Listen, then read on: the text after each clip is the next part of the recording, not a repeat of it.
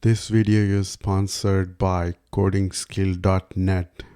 Please visit our sponsor. Let's work through search first occurrence of a number problem.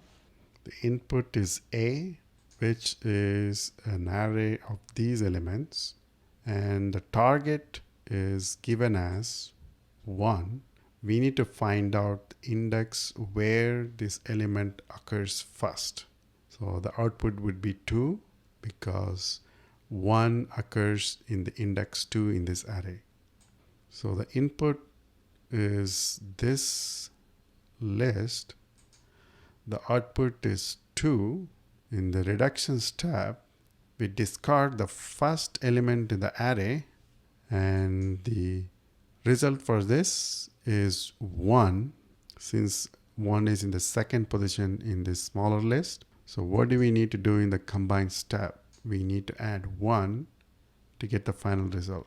The search method takes two parameters, the array and the target. Target is the element.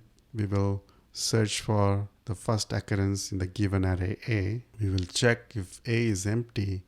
If so, we return -1, which means we did not find the given target element in this list.